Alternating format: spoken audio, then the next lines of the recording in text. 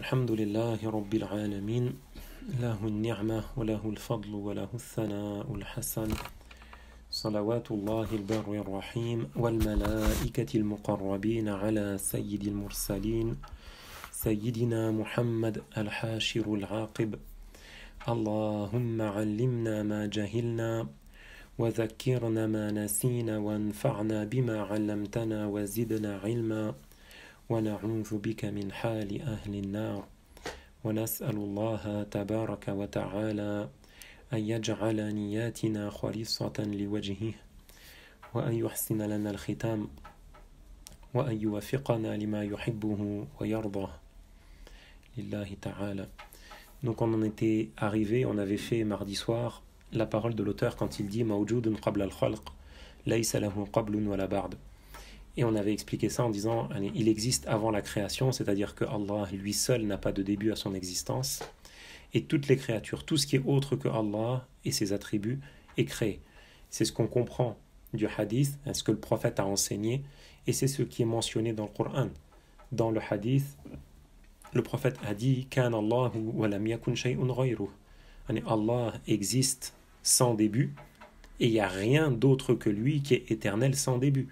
Tout autre que Allah est créé a un début, a un commencement, et c'est Dieu, le Créateur, celui que l'on adore, qui a fait entrer cette chose-là en existence, qui l'a fait passer de l'état d'inexistence à l'état d'existence. C'est ce qu'a enseigné le prophète alayhi salatu wassalam.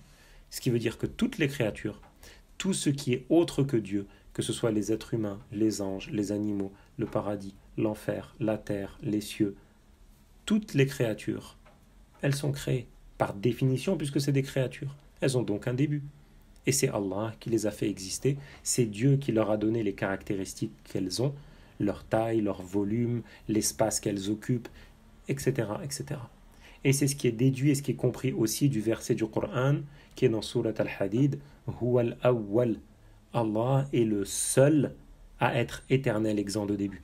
Et on avait fait un peu de tafsir sur ce verset du Coran pour expliquer justement ce sens-là, comme quoi il n'y a que Allah qui est Al-Awwal, c'est-à-dire exempt de début, et pas autre que Allah. Donc tout ce qui est autre que Dieu, ça a un début. C'est donc créé. Ça a besoin de qui l'a fait exister. Ça a besoin de qui lui a donné les caractéristiques qu'il a. Comme on a pu l'expliquer au cours des leçons précédentes et la semaine passée. Ensuite, l'auteur continue. Donc il va continuer dans ce sujet-là qu'on a abordé. Si vous regardez la manière dont les savants ils construisent leur argumentation, leur explication des sujets, là il a commencé en parlant du fait que Allah n'a pas de début à son existence, qu'il existe avant toutes les créatures, que de ce fait-là, il existe avant ces créatures-là, sans les créatures. C'est ça le sens de Mawjoudun qabla al-khalq. Il existe avant les créatures, avant la création. C'est quoi la création ? C'est les créatures. Donc Allah existe avant toutes les créatures, sans ces créatures-là. Et Allah n'a pas besoin, parce que le besoin c'est une faiblesse. Et la faiblesse, ça contredit le fait d'être Dieu, le fait de mériter l'adoration. Donc si Allah existe avant toutes les créatures, sans les créatures, ça veut dire qu'il n'a pas besoin des créatures. Que ce soit les êtres humains, les djinns, les anges, la terre, le ciel, le temps, les formes, les tailles, les poils, les localisations, les couleurs. Allah existe avant tout ça. Il n'a pas besoin de ces choses-là. C'est pour ça que l'imam Ali a dit La yuqalu ayn liman ayyan al-ayn wa la yuqalu kayfa liman kayyafa al-kayf. On n'attribue pas l'endroit à celui qui l'a créé, le créateur des endroits, et on n'attribue pas les comment à celui qui les a créés. Donc ça, il a commencé l'auteur de cette manière-là, en disant Mawjoudun qabla al-khalq, en parlant du fait que Allah existe avant que les créatures n'existent, et Allah n'a pas besoin de quoi que ce soit, il n'a donc pas besoin des créatures. Il a dit Laysa lahu qablun wala ba'd. Il n'a pas de début à son existence et il n'a pas de fin à son existence. S'il n'a pas de début à son existence et qu'il n'a pas de fin, il ne change donc pas. Allah existe avant toutes les créatures. Il ne change pas, il n'a pas de début, il n'a pas de fin. Il existe avant les créatures, sans les créatures, il n'a donc pas besoin des créatures. Et il continue ici en disant Wala fawqun wala taht. Donc il a dit Laysa lahu qablun wala ba'd, wala fawqun wala taht, wala yaminun wala shimal, wala amamun wala khalf. C'est-à-dire Allah existe, il n'a pas de début à son existence, il existe sans avant et sans après, sans début et sans fin, il existe sans dessus et sans dessous, sans droite ni gauche, sans devant ni derrière. Et ça, en fait, cette croyance-là ou cette information-là, ça fait partie des bases de la croyance musulmane. Avoir pour croyance que Allah est exempt d'être dans une des directions ou dans toutes les directions. Que ce soit le devant, le derrière, le haut, le bas, la gauche, la droite, ce sont là les 6 directions que Allah a créées. Allah existe avant les directions, sans les directions. Il n'est pas concerné par les directions, il n'est pas sujet aux directions. On ne dit pas de Dieu qu'il est devant, ni qu'il est derrière, ni qu'il est en haut, ni qu'il est en bas, ni qu'il est à gauche, ni qu'il est à droite. Et ça fait partie, c'est un des piliers de la croyance musulmane. C'est une des parties qui fait que la personne, elle croit en Allah correctement. Donc c'est pas comme le croient certains, que Allah, soi-disant, il serait dans la direction du haut. Il y a un homme qui s'appelle Muhammad Salih al-Uthaymin. Cet homme-là, il a écrit un livre qui s'appelle La croyance musulmane. Mais dans ce livre-là, c'est possible qu'il y ait des choses qui soient correctes, mais en tout cas, il y a des choses qui ne le sont pas. Et notamment, en page 11 de ce livre-là, celui qui veut qu'il vérifie par lui-même, en page 11 d'un livre qu'il a composé, Muhammad Salih al-Uthaymin, qu'il a appelé la croyance musulmane. Il a dit Allah s'assoit en personne sur le trône. Mais celui-là, alors, il prétend que Allah est dans la direction du haut. Mais Allah existe avant la direction du haut, sans la direction du haut. Et Allah n'a pas de début, il n'a pas de fin, donc il ne change pas. Donc cette prétention, elle est impossible. Stop. Ou d'autres, parmi les gens qui peuvent parfois prétendre l'islam, mais qui en réalité sont des ignorants, qui croient que Allah, il serait comme l'air, incarné, diffus, dans tous les endroits, de partout. Certains qui prétendent le soufisme. En fait, il faut savoir ce que c'est le soufisme. Le soufisme, d'origine, c'est l'application de la science de la religion musulmane. C'est l'apprentissage de la science, le fait d'appliquer cette science que l'on a appris, et le fait de s'éloigner, de se détacher des biens matériels, de se consacrer à l'adoration de Allah, et pour ça, se détacher des biens du bas monde, du luxe, du confort. Ça consiste à ça, à l'origine. Le soufisme, c'est ça. Donc le soufisme, à la base, à l'origine, c'est pas une mauvaise chose en soi. Sauf que de parmi les gens qui ont prétendu suivre cette voie-là, il y a des gens qui ont dévié, qui se sont égarés, et qui ont prétendu le soufisme, qui ont prétendu être des gens qui suivent le tasawwuf, ça s'appelle en arabe. Parce qu'en fait, par le passé, les gens, ils avaient un grand attachement et un grand respect pour le tasawwuf, parce que ça veut dire que c'était des gens qui se consacraient à l'apprentissage, à l'application, à l'adoration de Allah, au fait de ne pas être attachés aux choses du bas monde. Oui, ça, les soufis véridiques à l'origine. Ça ne veut pas dire que de nos jours, les soufis, tu n'en trouves pas encore qui sont véridiques. Tu trouves. Mais c'est pas comme par le passé. Parce que depuis, se sont infiltrés sous la casquette de je suis soufi, sous l'étiquette je suis soufi, des gens qui en réalité sont des ignorants. Et qui prétendent par exemple dans leurs croyances et qui enseignent ça, comme quoi Allah, il s'incarnerait dans les créatures, il rentrerait dans les créatures, il serait diffus de partout, dans tous les endroits. Soi-disant, ils disent que Dieu, il s'incarne dans le cœur des esclaves vertueux. C'est un égarement, ça.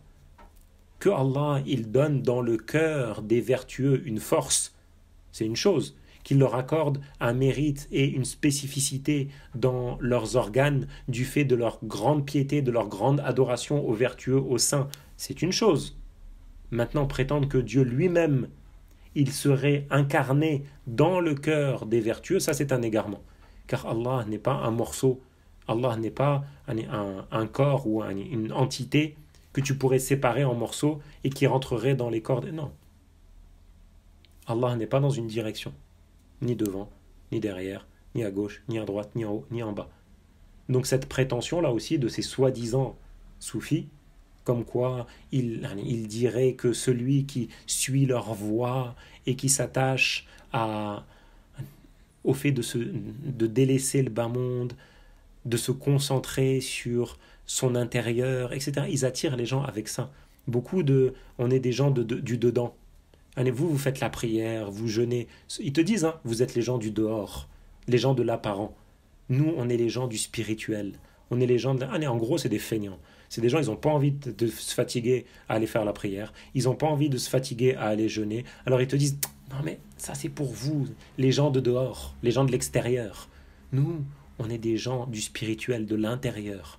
Et selon eux, ces feignants-là, quand la personne elle atteint des hauts degrés et qu'elle persévère dans sa feignantise jusqu'à atteindre un extrême de feignantise, même s'ils ne le disent pas comme ça, alors ils prétendent qu'à ce moment-là, Dieu il s'incarnerait dans le cœur des gens de leur groupe là qui ont fait preuve de cette extrême feignantise. Mais c'est quoi cette croyance? Mais qu'est-ce que c'est que ça?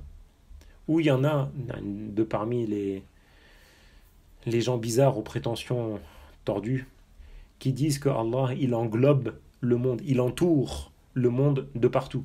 Comme la main, elle englobe, elle entoure une balle si elle tient une balle, ou quelque chose qu'elle tiendrait dans sa main. La personne qui tient quelque chose dans sa main, sa main, elle englobe la chose qu'elle tient. Et certains, ils prétendent que Allah, il englobe ce monde, cette terre, et ce qu'elle comporte, tout comme la main, elle englobe l'objet qu'elle tient. Mais tout ça, c'est pas valable. Tout ça, ça contredit la croyance correcte en l'unicité de Allah.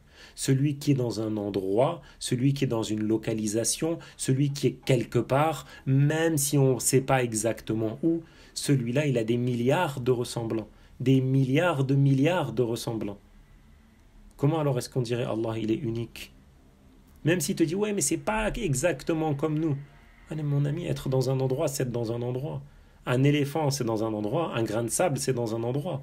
C'est pas le même. Oui, bien sûr. C'est pas de la même manière. Oui, bien sûr. Néanmoins, ça reste dans un endroit. Même la lumière, elle a une localisation. Elle est localisée quelque part. Non, je veux dire, attends, la lumière, oui, la lumière, si tu allumes un briquet dans le noir, tu vas bien voir que ton briquet, il va éclairer, il va faire de la lumière dans un certain espace. Mais si tu vas à la pièce d'à côté, ton briquet, il n'éclaire pas. Si tu te mets au milieu d'un champ, tu allumes une bougie, ça va éclairer une certaine surface. Si tu es au bout du champ, tu vas pas être éclairé.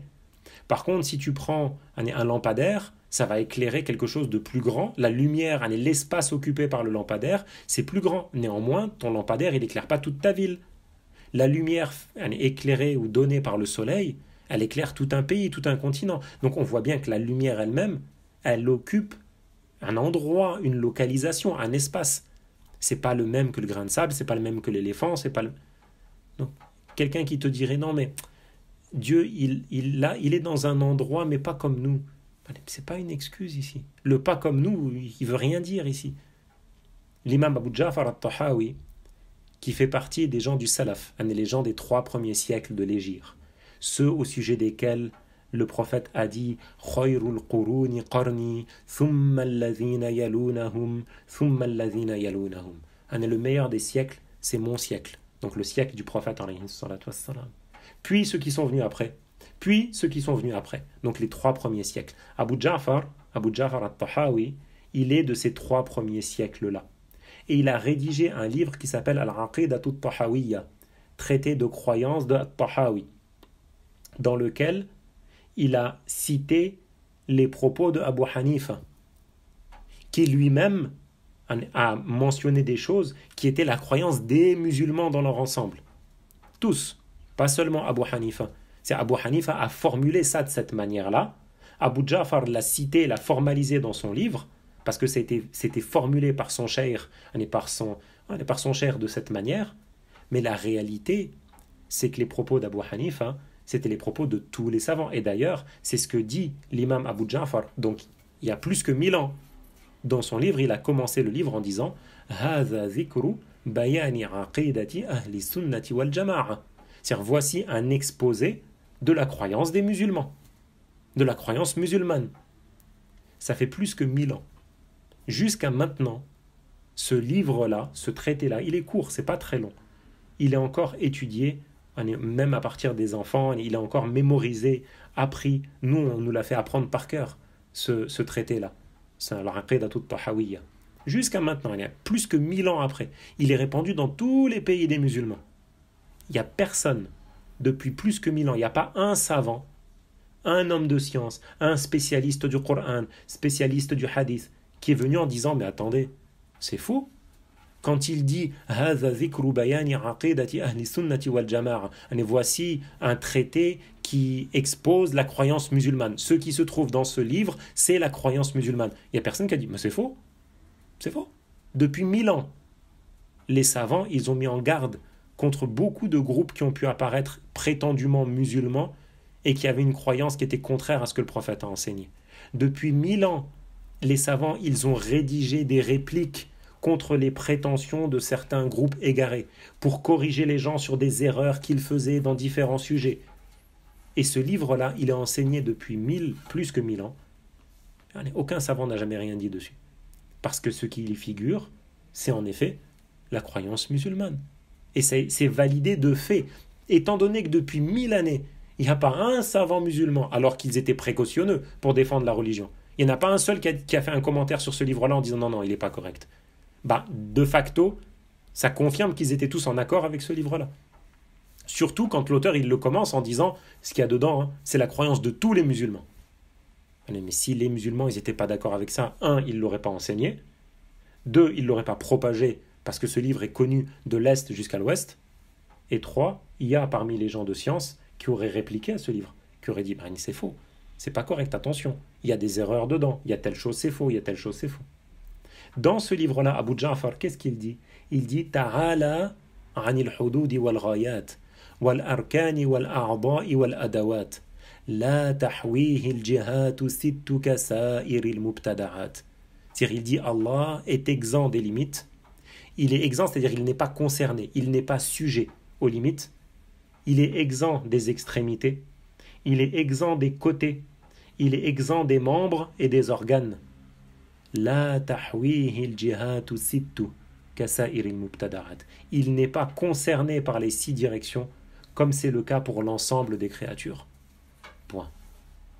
Et cette parole, elle est claire. Elle est explicite. Il n'y a pas de... on tourne, non, mais ce qu'il a voulu... Cette parole, elle est claire. La tahwihi al-jihatu sittu. Il n'est pas concerné par les 6 directions. Il n'est pas contenu dans une direction quelle qu'elle soit. Parce que Allah existe sans direction. Il existe sans être localisé quelque part. Et cette parole-là qu'il a mentionnée, ça fait partie des fondements de la croyance musulmane. Celui qui a pour attribut une des choses que l'imam Abu Ja'far il a mentionné, celui qui a pour attribut les extrémités, les côtés, les membres, les organes, les directions, les limites, etc. Ou celui qui se trouve dans une direction, dans une localisation, celui-là, il a une limite. Il a une taille, il a une image. Et tout ça, ça fait partie des attributs des créatures, des attributs des corps. Et Allah n'est pas un corps. L'imam Ali, il a dit « Man za'ama anna ilahana mahdoud faqad jahil al-khaliq al-ma'boud » Celui qui prétend que notre Seigneur, notre Créateur, notre Dieu a une limite, il ne croit pas en Allah. Point. Il n'a pas dit peut-être que lui, il voulait dire pas comme nous, peut-être que... Non. Man za'ama anna ilahana mahdoud faqad jahil al-khaliq al-ma'boud. Donc le prophète alayhi salatu wassalam a dit Allahumma anta zahiru falaysa fawqaka shay wa anta al-batinu falaysa dunaka shay. C'est-à-dire, oh Allah, tu es al-zahir, rien n'est au-dessus de toi. Et tu es al-batin, al-zahir et al-batin, ce sont des noms de Allah, comme al-Rahman, comme al-Hayy, comme al-Qayyum, comme al-Awwal. Donc il a dit rien n'est au-dessus de toi et rien n'est au-dessous de toi. L'imam al-Bayhaqi, quand il a rapporté ce hadith, il a dit c'est une preuve que Dieu n'est pas localisé dans un endroit, il n'est pas dans une localisation, il n'est pas quelque part. Celui qui n'a rien au-dessus de lui et rien au-dessous de lui, il n'est pas dans un endroit. Mais ça, c'est pas juste la croyance de Abu Hanifa, c'est pas juste la croyance de l'imam Ali, c'est pas juste ce que le prophète il a enseigné, c'est ce qui figure dans le Coran et c'est ce sur quoi ont été les savants depuis l'époque du prophète alayhi salatu wassalam jusqu'à notre époque, à nous. L'imam al-Shafi'i a dit Al-Mujassimu kafir. Celui qui attribue le corps à Dieu, il n'est pas musulman. La Hafiz al-Suyuti, il a rapporté ça de lui.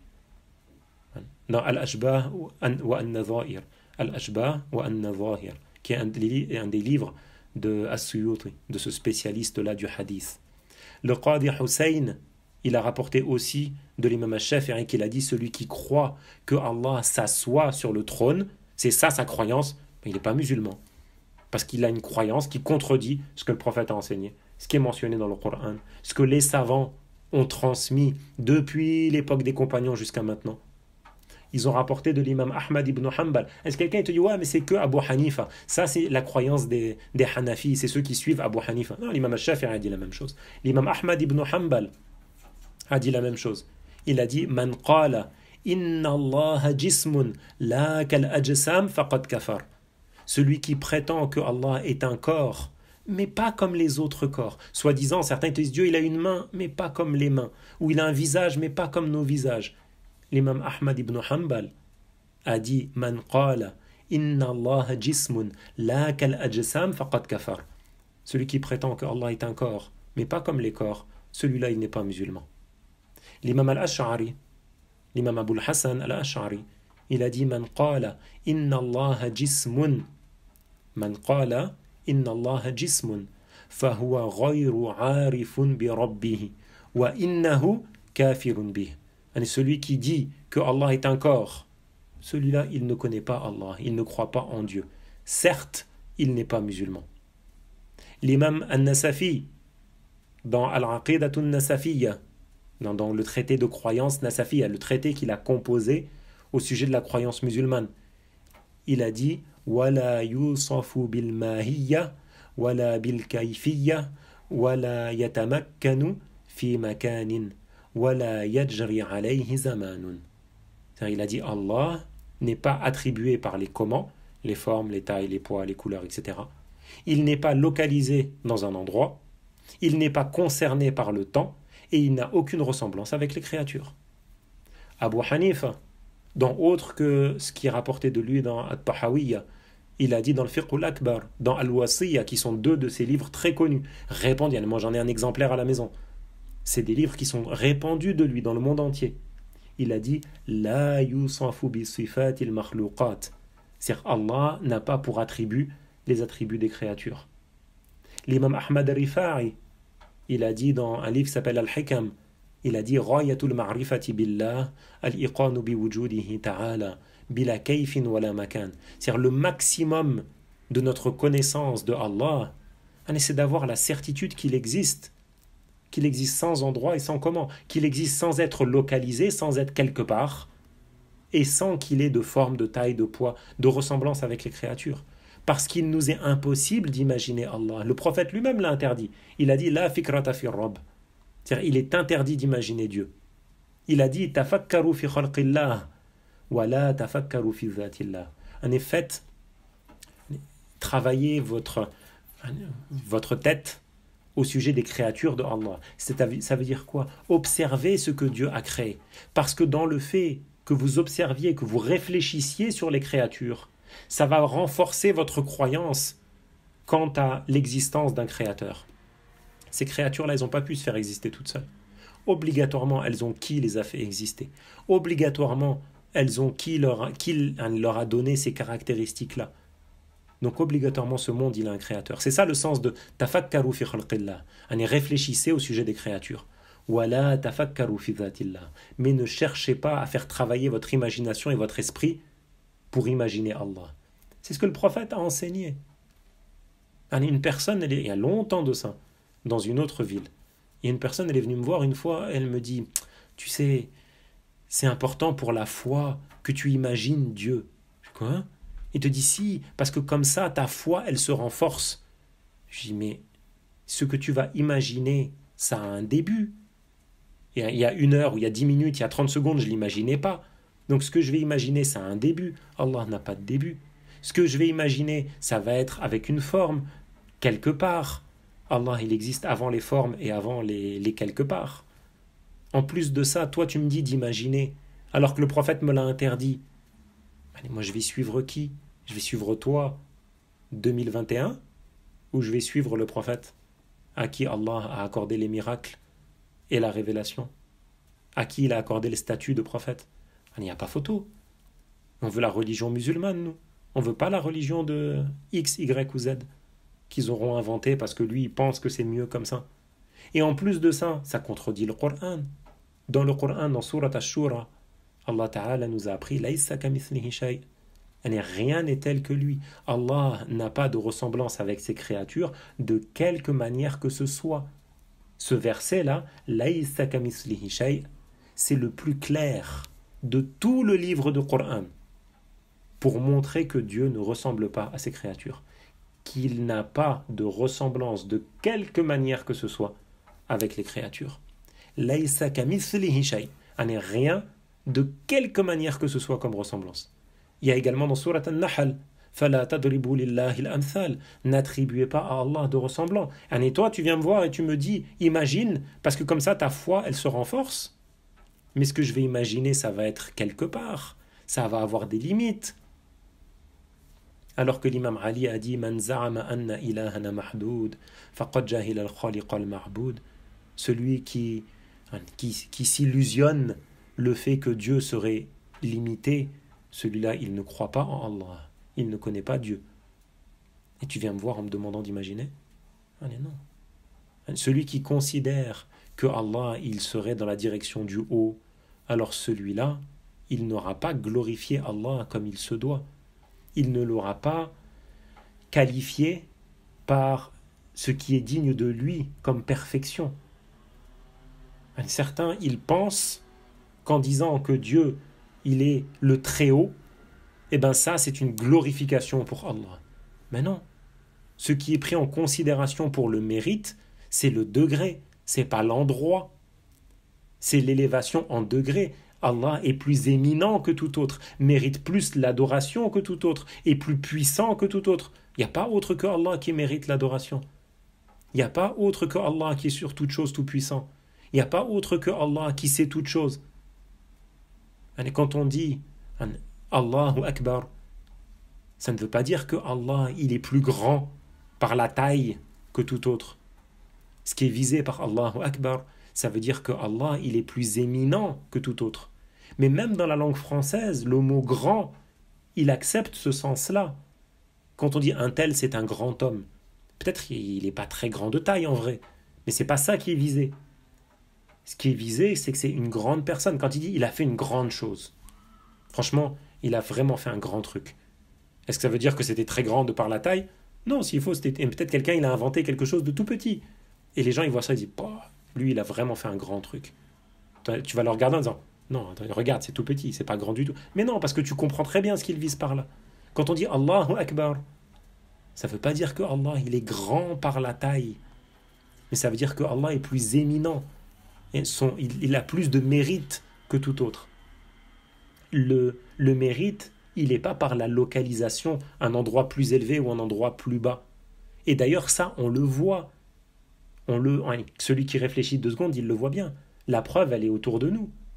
Les anges, c'est où leur résidence ? C'est dans le ciel. Les êtres humains, c'est où leur résidence ?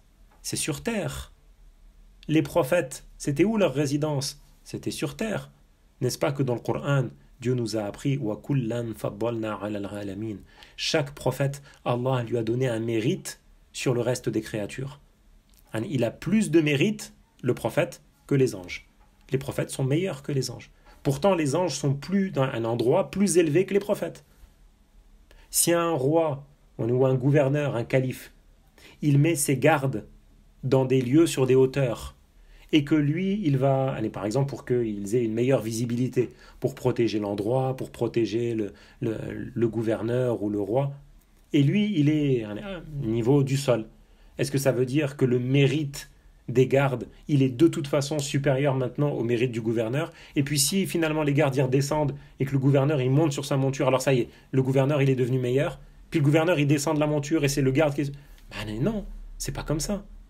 Le fait d'attribuer à Allah la direction du dessus, au-dessus du ciel, au-dessus de ses créatures, au-dessus du trône, c'est pas un attribut de perfection.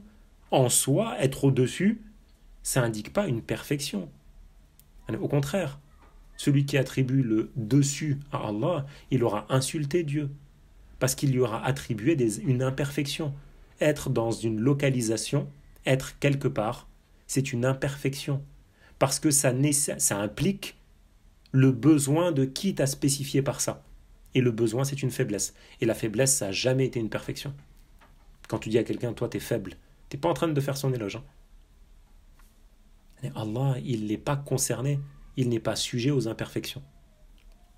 Et comme on a dit la fois passée, ceux qui prétendent que Allah est quelque part, dans le ciel, au-dessus du trône, comme ceux qui disent qu'il est assis ou établi au-dessus, ou peu importe la manière dont ils le disent.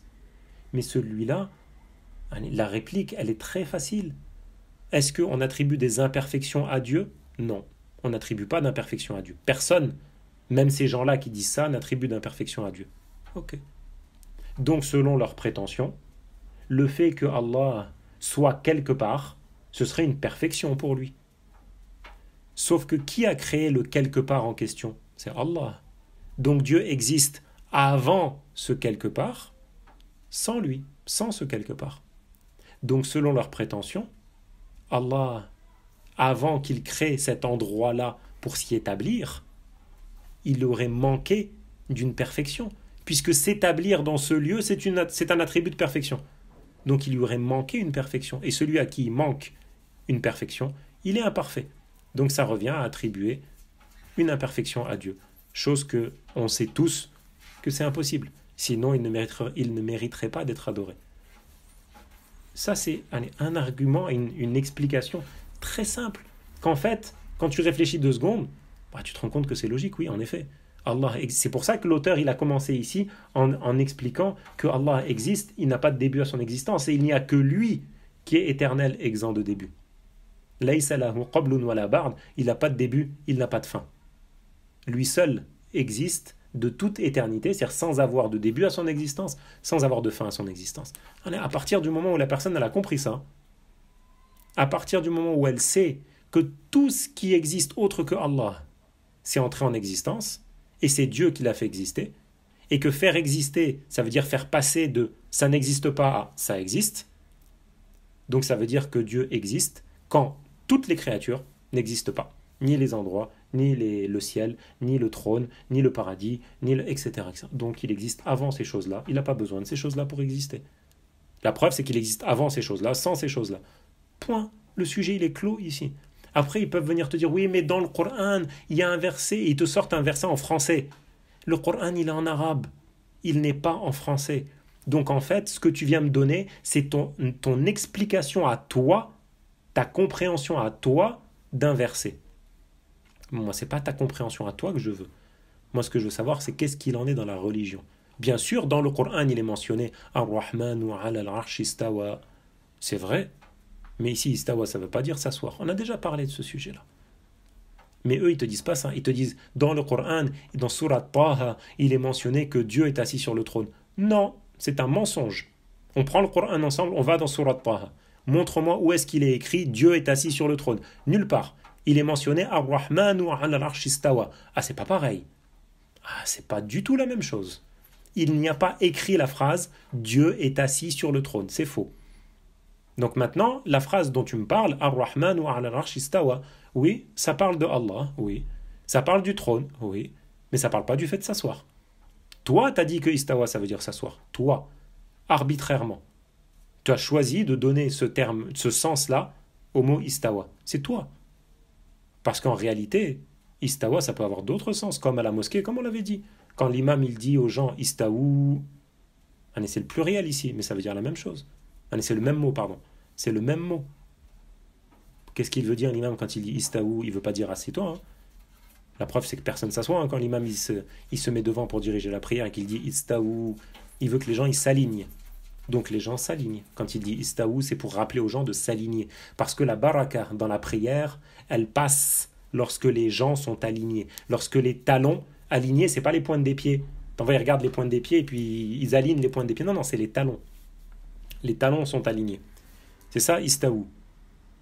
Dans une des mosquées où j'avais prié, l'imam, il avait dit, ils avaient fait l'appel à la prière, puis il avait dit istaou, puis il s'était retourné, il avait regardé les gens, il voyait qu'ils n'étaient pas alignés, il était passé dans les rangs derrière, puis il poussait les talons des gens avec le pied, histoire de leur dire, allez, aligne.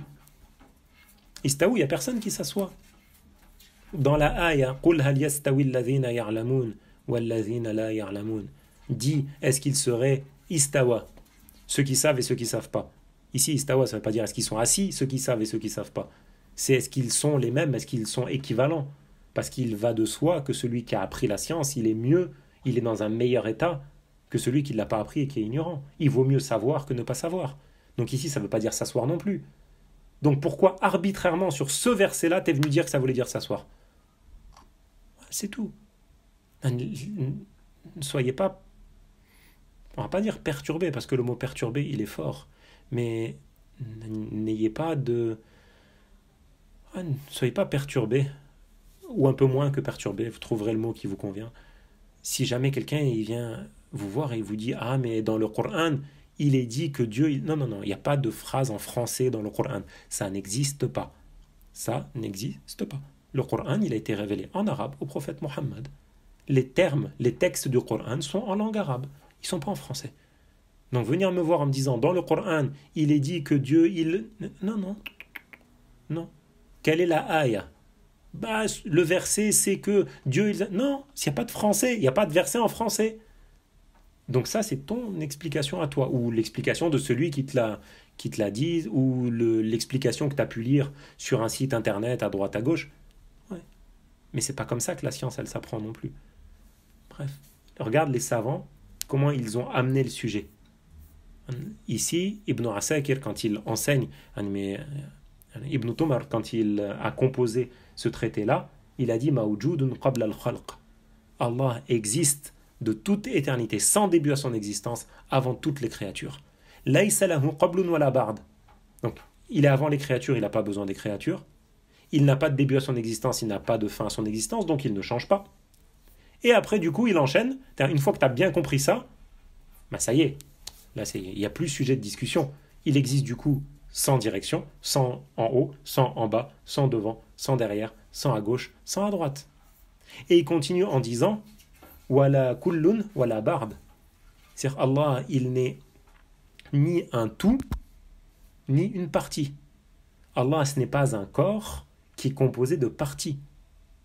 Et c'est pour ça qu'on ne dit pas au sujet de Allah, il est un tout, ou il est un morceau de, ou un composant de, ou une partie de. Il n'est pas un dans le sens du nombre, dans le sens d'une entité, d'un corps, de quelque chose que tu pourrais séparer en morceaux. L'imam Abu Hanifa, il a dit à ce sujet Allah wahidun la min tariq al-adad walakin min tariq annahu la sharika lah. Allah, il est al-wahid, comme on a dit au début de ce traité de croyance. Allah est al-wahid, pas dans le sens du nombre, pas dans le sens d'un volume, pas dans le sens d'une quantité, pas dans le sens d'un corps, d'une unité. Non, il est al-wahid dans le sens qu'il est unique, c'est-à-dire qu'il n'a pas d'associé dans la divinité, il n'y a pas plusieurs dieux. C'est ça le sens. Al-wahid, Allah, on ne dit pas il est un dans le sens du nombre un que tu peux séparer en morceaux parce qu'il serait une entité, un quelque chose. Non. On dit Allah est unique dans le sens qu'il n'y a pas plusieurs dieux. Al-Halimi, un des savants, a dit dans l'explication du nom de Allah Al-Muta'ali, il a dit cela signifie qu'il est exempt du fait que lui soit possible ce qui est possible aux créatures. En gros, il dit Al-Muta'ali, ça veut dire que Allah est exempt des imperfections. Il est exempt, il n'est pas concerné par les caractéristiques des créatures. Et il a dit comme le mariage. Allah, il n'est pas concerné par le mariage. On n'attribue pas à Dieu le fait de se marier. L'enfantement, on n'attribue pas à Allah le fait d'avoir des enfants. En Surat Al-Ikhlas, lam yalid wa lam yulad. Il n'est pas enfanté et il n'enfante pas, ou il n'est pas engendré, il n'engendre pas. Il est exempt, il a dit, des organes. Il est exempt des membres. Il est exempt du fait de prendre un lit pour s'asseoir dessus. Il a dit, il est exempt du fait de se préserver, de se cacher derrière quelque chose pour ne pas être vu. Il a dit, il est exempt, donc il n'est pas concerné, par le déplacement d'un endroit à un autre, et ce qui est semblable à ça. En effet, la confirmation de ces choses-là implique le fait d'avoir une extrémité, d'avoir des limites. La confirmation de ces choses-là, ça implique le fait d'avoir besoin. Et la confirmation de ces choses-là, ça implique le fait de changer, le fait de passer d'un état à un autre. Et rien de tout ça n'est digne de celui qui n'a pas de début à son existence. Donc tout cela est impossible à son sujet. Point. Al-Bayhaqi, dans Al-Asma ou As-Sifat, il a rapporté cette parole-là de Al-Halimi. Al-Halimi, il a dit au sujet du nom de Allah, Al-Muta'ali, ce nom-là veut dire que Allah n'est pas concerné par ce qui est les attributs des créatures, comme le mariage, l'enfantement, les organes, les membres, le fait de prendre un lit pour s'asseoir dessus, le fait de se préserver, de se cacher derrière quelque chose, un objet, pour ne pas être vu, le déplacement d'un endroit à un autre. Également, il a dit ensuite, prétendre ça au sujet de Allah, ça revient à dire que Allah a une extrémité. Prétendre ces choses-là au sujet de Allah, ça revient à dire qu'il a un besoin. Et prétendre ça au sujet de Allah, ça revient à dire qu'il change, qu'il passe d'un état à un autre. Et tout ça, ce n'est pas digne de Allah. Ce n'est pas digne de celui qui n'a pas de début. C'est-à-dire, ce n'est pas concevable, ce n'est pas possible au sujet de celui qui n'a pas de début. C'est donc impossible au sujet de Allah. Point. Comment quelqu'un maintenant, il va venir et il va prétendre te dire, oui, mais tu sais, en fait, il y a un savant qui a dit que... Non. Ma raison, elle ne l'accepte pas. Je ne suis pas un animal. J'ai un cerveau, je peux réfléchir, j'ai une raison. Ma raison ne l'accepte pas. Dans le Coran, c'est contraire à ce que... Votre prétention, elle est contraire à ce qui est dans le Coran. Votre prétention, elle est contraire à ce que le prophète a enseigné. Voilà. Moi, ça s'arrête là. Et en plus de ça, tu prétends avoir des paroles de savants qui disent que... Allez, moi, j'ai des paroles de savants qui sont conformes à ce qui est dans le Coran et ce que le prophète a enseigné, et qui disent le contraire de ce que toi tu viens prétendre. Et c'est pour ça que l'auteur, il clôt ce sujet-là en disant Wala yuqalu mata kana wala ayna kana wala kayf. Et donc il dit, on ne dit pas au sujet de Allah depuis quand est-ce qu'il existe. Il n'est pas sujet, il n'est pas concerné par le temps. On ne dit pas non plus où il n'est pas concerné, il n'est pas sujet aux localisations, ni comment il est. Il n'est pas sujet aux formes, aux tailles, au poids. On continuera à partir de là, Inch'Allah, mardi prochain sur ce sujet-là. Wa barakallahu fikum wa ahsanallahu ilaykum.